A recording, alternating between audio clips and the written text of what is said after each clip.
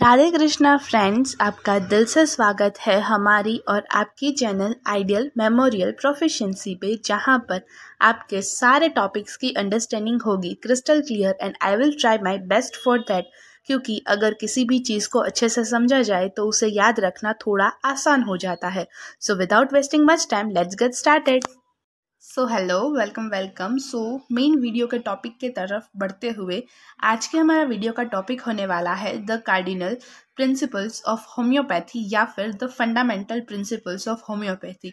सो cardinal word तो हमने heart related चीज़ों में सुना ही होगा, यानी कि हार्ट हमारी बॉडी का जैसे इम्पोर्टेंट पार्ट है, इम्पोर्टेंट स्ट्रक्चर है, जिसके बिना हमारी बॉडी अधूरी है या फिर कुछ है ही नहीं, वैसे ही इस प्रिंसिपल्स के बिना हमारी होम्योपैथी अधूरी है। सो इसीलिए कार्डिनल या फिर फंडामेंटल जो हमारा बेस फॉर्म करते हैं, वैसे वाले प्रिंसिपल्स होम्योपैथी के आज हम पढ़ने जा रहे हैं। सो सबसे पहले बेसिक इंट्रोडक्शन से स्टार्ट करते हैं। सो बैकग्राउंड नॉइज अगर कुछ भी आ रहा है उसके लिए I will be sorry for that, but I will try my best कि कुछ बैकग्राउंड डिस्टर्बेंस ना हो। सो बेसिक इंट्रोडक्शन को स्टार्ट करते हुए, every accepted science in this world has its own governing laws and principles. Science attempt to understand the laws that governs the nature. यानी कि हर एक एक्सेप्टेड साइंस इस world में, जो भी साइंस है जो एक्सेप्ट हो चुका है, वो वाला साइंस, उस हर एक साइंस के पास अपने खुद के लॉज और प्रिंसिपल्स होते हैं जो जिसके आधार पर वो साइंस वर्क करता है, चलता है वो। सो साइंस जो है वो क्या है, वो हमें इन लॉज को, मतलब जो भी सारे बेसिक लॉज है उसको अंडरस्टैंड करने में हेल्पफुल होता है, और फिर उसे हम नेचर पर कैसे गवर्न करें, कैसे उसको नेचर के थ्रू रन करें या फिर लाइक दैट थिंग, वो हेल्प करता है हमें। So every accepted science in this world has its own governing laws and principles. Science attempts to understand this laws that govern the nature. मतलब science attempt करता है वो लॉज को समझने में जो इस नेचर को चला रहा है, to understand the laws that govern the nature. So every science has certain basic guiding principles. हर एक साइंस के पास अपने कुछ बेसिक गाइडिंग प्रिंसिपल्स होते हैं जो उसको गाइडेंस देते हैं राइट फॉर्मेट में, राइट ट्रैक में। Homeopathy as a science of medical treatment has philosophy of its own, and its therapeutics is based on certain fundamental principles which are quite distinct and different from those of other schools of medicine.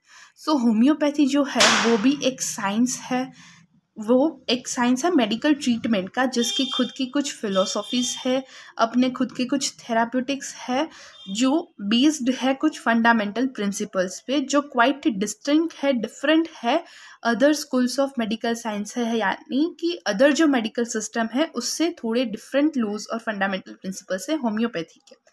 This laws are clearly incorporated in the Organon of medicine. ये जो laws है वो clearly incorporated means clearly mention किए गए हैं Organon of medicine में। दो 6 editions have been published so far, the basic fundamental laws remained unchanged in homeopathy। यानी कि होम्योपैथी के 6 editions है वो पब्लिश हो चुके हैं, फिर भी जो उसके बेसिक लॉज है, फंडामेंटल लॉज है, वो अनचेंज्ड ही रहे थे। यानी फर्स्ट एडिशन में जो फंडामेंटल लॉज है वहीं लास्ट तक अनचेंज्ड रहे थे, लास्ट एडिशन में भी वो सेम फंडामेंटल प्रिंसिपल्स और लॉज थे।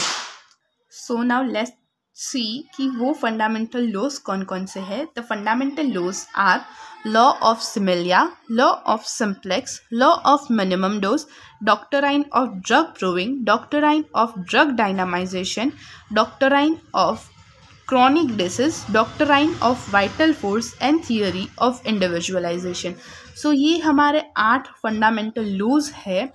ये कुछ होम्योपैथिक सिस्टम आप देख लीजिए, ये ऊपर वाला ट्राइंगल है, ये होम्योपैथिक सिस्टम है, ये जो पिलर्स है ये हमारी ये 8 लॉज है, और ये जो हमारी the concrete structure of homeopathic system rest upon the fundamental principles of homeopathy. यानी कि हमारी होम्योपैथी का जो कॉन्क्रीट स्ट्रक्चर है वो रेस्ट करता है इन्हीं फंडामेंटल प्रिंसिपल्स पर। ये जो पिलर की फॉर्म में काम कर रहा है उसी पर हमारी होम्योपैथी है वो बेस्ड है, या फिर ये जो है वो हमारा बेस फॉर्मेट है हमारी होम्योपैथी के लिए। सो कौन कौन से, फिर से एक बार, law of similia, law of simplex, law of minimum dose, doctrine of drug proving, doctrine of drug dynamization, doctrine of chronic disease, doctrine of vital force and theory of individualization. So from the next video हम details में देखेंगे कि हर एक law को हम अगर short note की form में लिखना चाहे तो कितने पॉइंट्स लिखने हैं, या फिर अगर हमें बेटर अंडरस्टैंडिंग के लिए देखना है तो कैसे देखना है. सो नेक्स्ट वीडियो में we will start law of similia.